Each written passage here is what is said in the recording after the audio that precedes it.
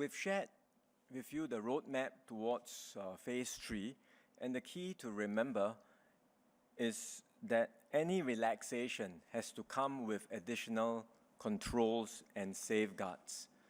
In some ways, you can liken the current situation to one where a fire has just been put out, but there are still embers of the fire lying around. Each time we make further relaxation of any measures, we are simply adding wood to the fire.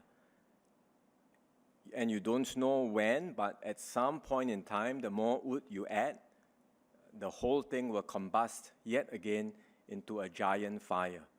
So the key to prevent that from happening is to combine relaxation of measures with additional safeguards, namely scaled up tracing, testing, and continued adherence to safe management measures. As you heard just now, in terms of tracing, we would like to see many more people get on board the Trace Together program and a larger scale deployment of what we call Trace Together Only Safe Entry, or TT Only Safe Entry, where we integrate Trace Together with Safe Entry. So that has to happen first.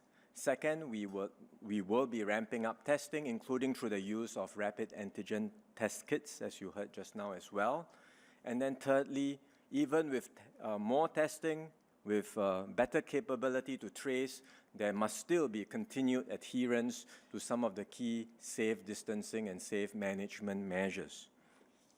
If we do all of that, then we will be able to proceed with further relaxation in phase 3 along the lines that has been described, meaning group sizes can go up from 5 to 8. Events can have more than multiple groups of 50 people coming together, and we can also continue with our opening up of our borders and travel arrangements with other countries. When can all of these measures take place? That is the big question, and the answer is that it really depends on all of us, because if we work together, cooperate, and comply with the requirements and the measures, then we can keep community transmission rates low, and there is a chance that we can enter phase 3 before the end of the year. On the other hand, if we let our guard down and new clusters emerge, then this timeline will have to be pushed back, and we do not know when we can resume going into phase 3. It may have to be pushed back for a long time or even indefinitely, depending on the situation. So we really need everyone to continue to stay vigilant and cooperate with all the measures that are in place so that collectively we can continue to make good progress in our journey towards safe reopening and resumption of more activities. I would like to also highlight one particular sector which we have identified as a sector with a higher risk setting. And this is the nightlife industry, which comprises bars, clubs, karaoke lounges, as well as nightclubs. And we know these are higher risk settings.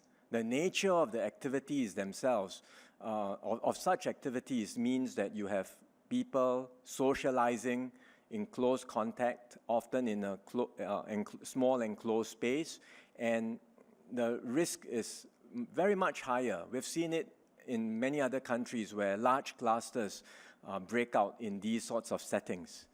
So even at the start of phase 3, when we enter phase 3, we do not expect to reopen these or resume these activities anytime soon. We are prepared to consider pilots in some of these settings with much more stringent safe management measures in place. So we will discuss with the nightlife industry how some of these pilots can take place and what are some of the more stringent conditions. But the basic point is that we do not expect the nightlife industry to be able to reopen or to be able to go back to what it used to be anytime soon, which means that the industry has to be prepared for quite a long period of restrictions being in place. So the government will put in place also assistance measures to help the industry during this period.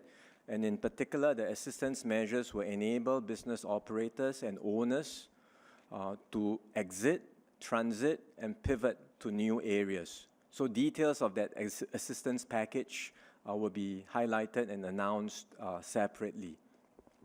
All in all, we've been at this for, I think, almost 9 months now. I know it's been a long, it seems like a lifetime to some of us. And, many people are feeling tired and fatigued. But I think we also need to understand the fight is far from over.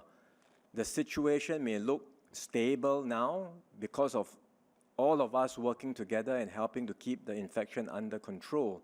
But the situation around the world is far from over. You look at countries everywhere, many of them are experiencing a major flare-up of the virus.